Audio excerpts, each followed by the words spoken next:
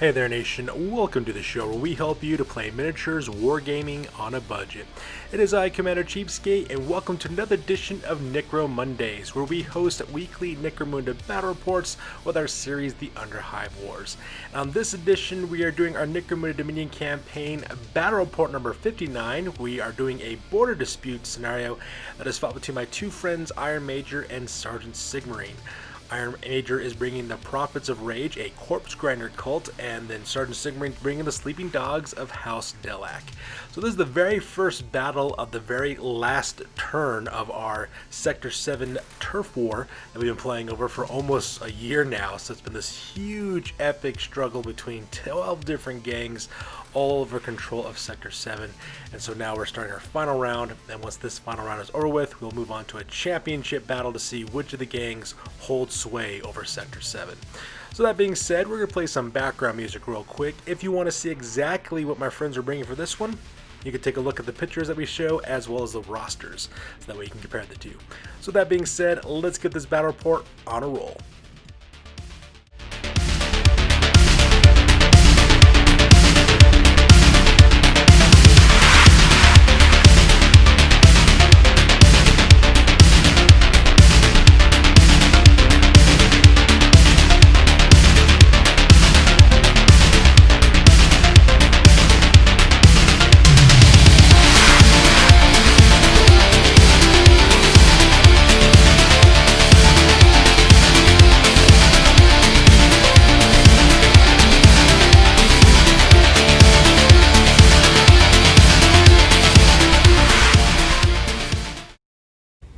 Ladies and gentlemen, boys and girls, dying times here.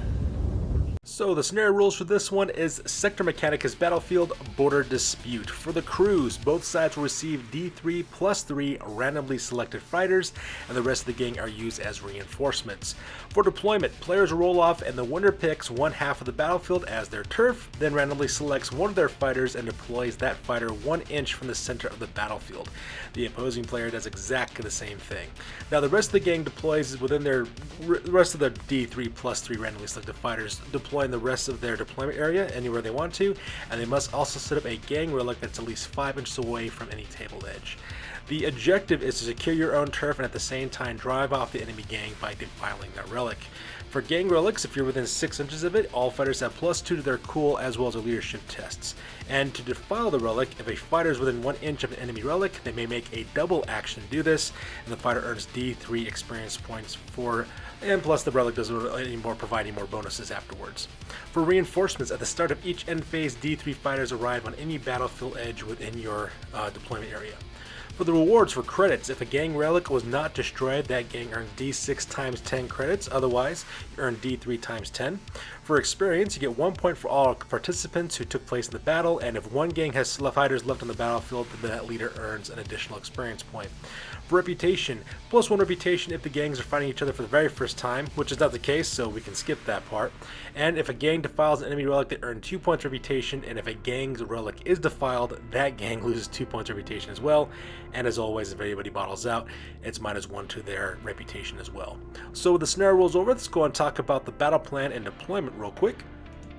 So here's an overhead shot of the entirety of the battlefield. We're playing on a 4x4 table. My friend Iron Major is deployed on the left-hand side of the Slime River, and then my friend Sergeant Sigmarine is deployed on the right-hand side of the Slime River as well. Now, as for what their battle plan is, aside from the obvious of trying to drive off their enemy and to destroy each other's gang relics, I'm not really sure what their battle plan is on this one. I'm just the arbitrator in this battle report, so the only thing I'm doing is just taking photos so that way I can report it to you guys, just so you see exactly what happens during this battle report. Aside from that, though, I do know a couple things. First of all, I do know the Delaques have a generatorium, and they are using their generatorium in this battle report. In fact, they set it off in the very first round, so of course, visual line of sight is really reduced for the corpse grinder girls. They can only look 3 inches without any photo goggles. Whereas the Delaques, the entire gang has photo goggles, so because of that, they can see 12 inches away from them. And I know that's what the Delaque guys have, so they have a really good advantage for range combat. But at the same time, a majority of Iron Major's gang are made up of initiates. And anyone knows who's ever played against corpse grinders know initiates have the infiltrate special rule, which means these guys can pop up anywhere on the battlefield. In fact, they could actually pop up right next to the opponent gang rally if they want to as well. So I'm pretty sure Iron Major's going to be using that for his tactic as well. So with the battle plan over with, let's go ahead and talk about deployment real quick. So first off, let's go ahead and talk about deployment for the Prophets of Rage. So right here in the middle of the battlefield, we got our two fighters. The guy with the horn on the left-hand side, that character's name is Krola Ilvek. He is an initiate from the Prophets of Rage. He's got an initiate's mask, he's packing flak armor, he's got a stub gun with dum-dum rounds, frag grenades, as well as a flinching knife, and he's also got the infiltrate special rule. And right across from him, of course, is Jonner St. Jude. He is the champion of the Sleeping Dogs of House Delaque. He's packing flak armor, twin last pistols with hot shot power packs. Those pistols also have gun shrouds. He's also equipped with photo goggles. He's got the gunfighter as well as the escape artist skill. And that pretty much makes the deployment here in the center. In the far upper left-hand corner of the battlefield, Iron Major has placed his gang relic right on the top of the Tower of Terror, right next to that radar dish. And deployed on the bottom right-hand corner of the battlefield on the second level of the mass transit building, we have three more fighters from the initiates of the Prophets of Rage. All three of these guys use their infiltrator special rule. So on the left-hand side there we have Banner of the Eld. He is an initiate.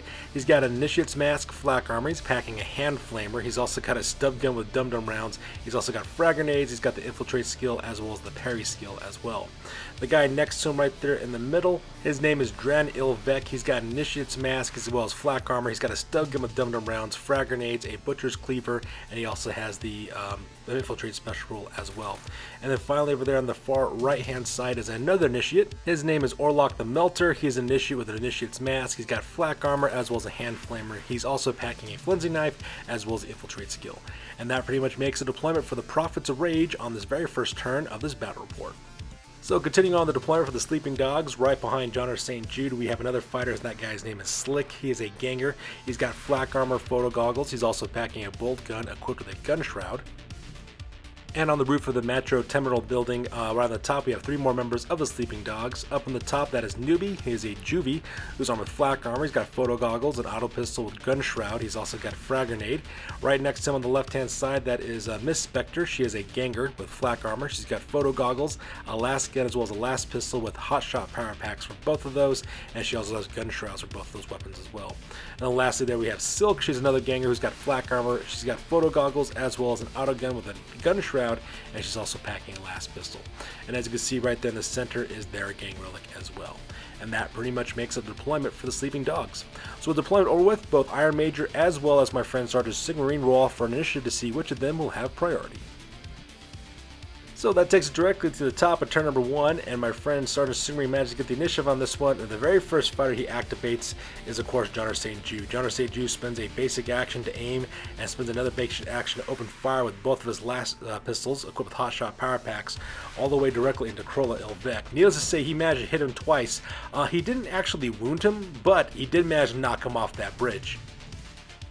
So the hotshot last pack did nothing to him. However, when Krola Ilvek smashed against that bridge right across the Slime River, though, he did suffer a serious injury as well as a flesh wound as well. So he is down for the count until the end phase. So because of that, Sergeant Sigmarine decides to activate with the group activation because Jonner St. Jude activated first. And since he's a champion, he also activates Slick. Slick turns 180 and opens fire with his bolt gun directly into the Metro Terminal, aiming directly towards Iron Major's initiates on the second floor. He did manage to get his shot off, however, he did also roll an ammo roll result because of that, so he'll need to spend a simple action next turn trying to reload his weapon. So Slick Shot does hit Dran Ilvek, the initiative, which actually pins him, but unfortunately for my friend Sergeant Sigmarine, though, he was not able to wound him. So because of that, he's perfectly fine. He also passes his initiative test as well to make sure that that fighter doesn't follow the Metro Terminal either. So with that turnover with, we go directly for Iron Major and the Prophets of Rage. Iron Major then activates Banner of the Eld, who does a simple action to climb to the roof of the Metro Terminal building, and he decides to cut loose with his hand flamer, engulfing both Miss Spectre as well as Newbie in a sheet of Promethean fire, opening up with that hand flamer directly into them. Now, in the end, he did manage to put a serious injury directly onto Miss Silk's on Miss Spectre, so because of that, she goes crashing face down, and she is currently seriously injured as well. Unfortunately for my friend Iron Major, though, she did not catch fire at all. Now, for the second shot, though, he did hit Noob with that hand flamer, but he failed to wound, but Newbie caught on fire, so because he had to randomly move 2d6 inches in a random direction, and since he's on the roof of a building, that's a really bad place for him to go. He goes running off the edge of the building, falling all the way down to that catwalk there on the bottom there, smashing against it and getting an out of action result as well, earning himself a grievous injury. So because of that, Newbie is now put out of action, and he also goes to recovery as well. And First Blood goes directly to the Prophets of Rage. So for Sergeant Sigmarin's next activation, he activates Silk. Silk turns 180, opens up with her autogun directly into Banner the Eld. And unfortunately for my friend Sergeant Sigmarin, when you roll for the hit dice, he rolled a 1. And that part was super tragic because for the rapid fire dice, he actually rolled 3 shots, and that would have really tore up Banner the Eld. But unfortunately, the shots do not land. They wide clear and kind of wasted that action, which is really regrettable at this point. So the rest of the turn is dedicated to Iron Major because he's the only one who's got fighters left. So the first person he actually sends up is Orlok the Melter. Orlok the Melter spends a simple action to get back up to the top of the roof, and afterwards he opens fire with his hand flamer directly into Silk. And unfortunately for Sergeant Sigmarine, she goes out of action with an out cold result as well, just getting lit on fire with hand flamer fire by Orlok the Melter. Now, unfortunately for Iron Major, though, he did roll up an ammo jam on that one, so because of that, he did fail his ammo check for that weapon, so because of that, he will need to spend a simple action to reload it. But at this point, though, who really cares, because pretty much all the sleeping dogs are getting destroyed on the rooftop of this Metro Terminal building. And the very last activation is Iron Major sends Daniel Vec his last initiate, spends a simple action to get back on his feet again because he got pinned in the last turn, and another simple action to jump to the rooftop with the rest of his compatriots. So with that, we go directly to the end phase, and so for Iron Major, he managed to get 2 of his fighters to show up as reinforcements, and they use the Infiltrate special rule to land right on the top of the roof.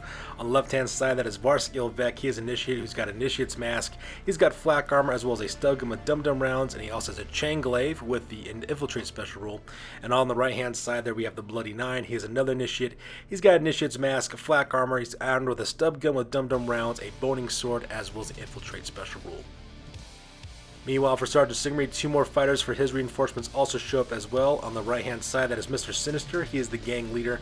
He's equipped with mesh armor, a long rifle. That long rifle is equipped with a mono-sight as well as a gun shroud. He's also got a last pistol as well as photo goggles, and he's got the commanding presence as well as overseer skills. And lastly, of course, we have Painless Joe. He's a gang champion. He's got flak armor, a plasma gun, auto pistol, photo goggles. He's got the fast shot as well as the marksman skill as well.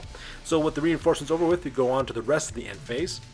Unfortunately for Iron Major, Krola Ilvek is still seriously injured, so he's just laying on the ground, just dazed and confused after he fell off that bridge and landing right in the smack dab in the Slime River. Meanwhile, Miss Spectre, she earns a flesh wound, so she rolls over, and now she's currently pinned. Now she's a little bit tougher, a little bit easier to wound now because her toughness drops, but at the same time, though, she can still fight, she can still shoot, and she is still a dangerous threat. And that pretty much makes up turn number 1 for this one.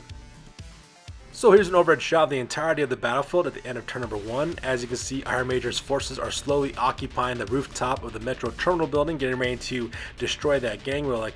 At the same time, my friend Sergeant Sigmarin's defenses are just kind of scrambling around to try to stop it.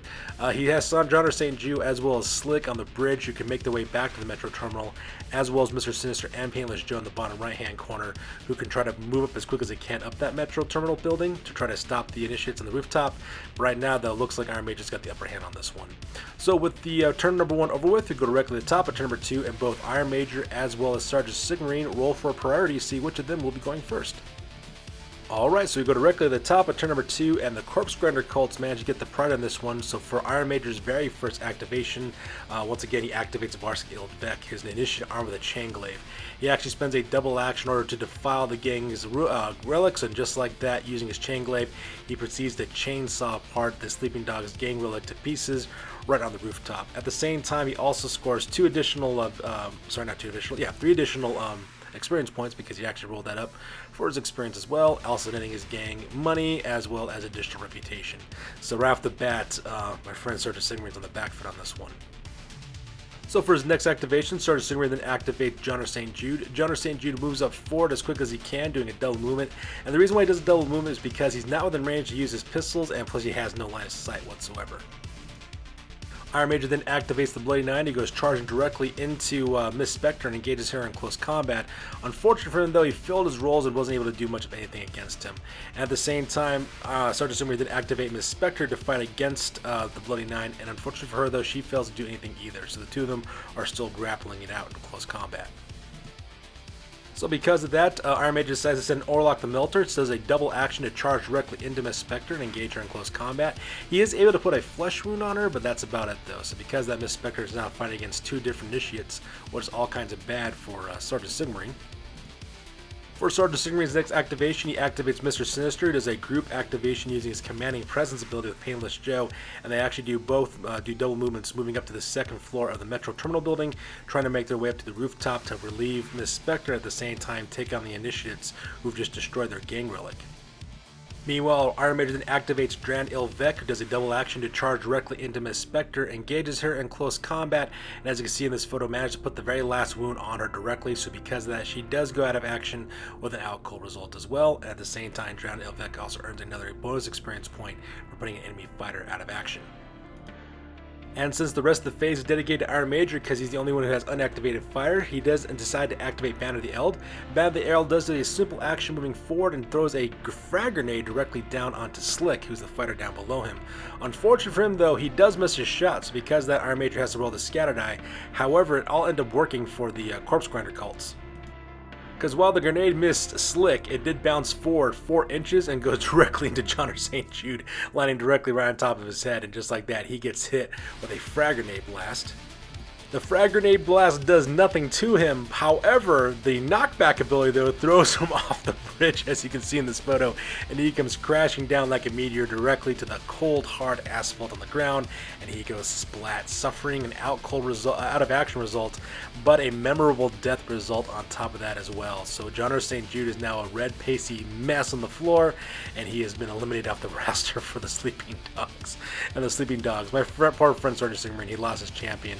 At the same time, earning an additional bonus point for Banner of the Eld, who managed to kill him with a frag grenade that just kind of bounced into the wrong place. So with the action phase over with, you go directly to the end phase, and for the end phase, of course, the Corpse Grinder cults of the Prophets of Rage do get reinforcements. They get 2 of them. On the top of the roof, we have Shredder. He's another Initiate. He's got Initiate's Mask, flak armor. He's equipped with auto pistols with fragmentation round, as well as a Butcher's Chain Cleaver, and he uses Infiltrate special rule in order to drive with the rest of his brethren on the roof of the Metro Terminal. And on Iron Major's half of the deployment zone, right next to the Slime River, the Eightfold Harvest Lord shows up as well. He is the special character bounty hunter. He's got a Butcher's Mask, plate mail, paired heavy chain cleavers, a fighting knife, a Corpse Grinder cult icon. He's also got the Avatar of Blood, Killing Blow, Slaughterborn, as well as Bounty Hunter rules as well. So he shows up there on the other side of the Slime River. At the same time, 2 more fighters from the Sleeping Dogs also shows up. On the right hand side, that is Reckless. He is a Ganger's armed with flak armor. He's got photo goggles as well as a grenade launcher equipped with frag and crack grenades. He's also packing twin auto pistols. And right next to him is Drix the Maw. He is a spiker. He's got a displacer field. He's got unsanctioned psyker special rule, flight special rule.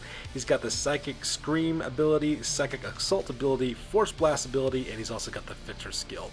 So he shows up right there on the bottom right hand corner of the battlefield. So with reinforcements out of the way, we go to the rest of the end phase, and luckily for our Major, Krola Ilvek does get back on his feet again, and he also suffers another flesh wound as well.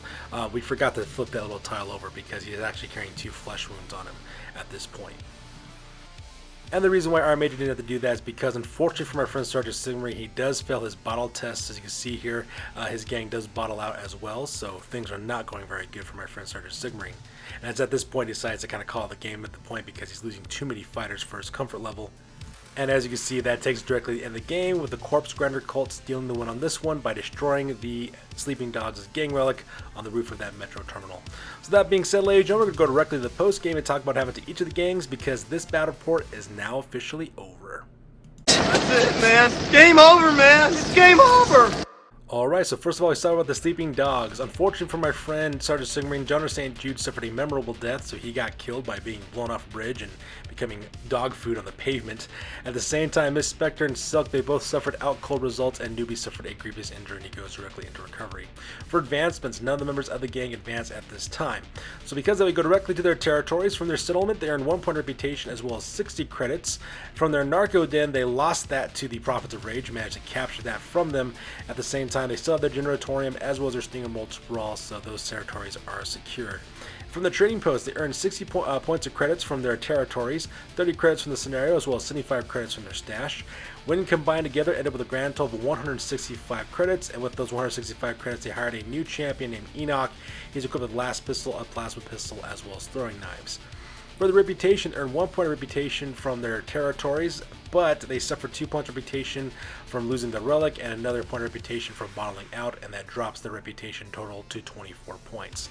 The new record now is at 5 wins as well as 8 losses, and the new gang rating now is at 2,466 points.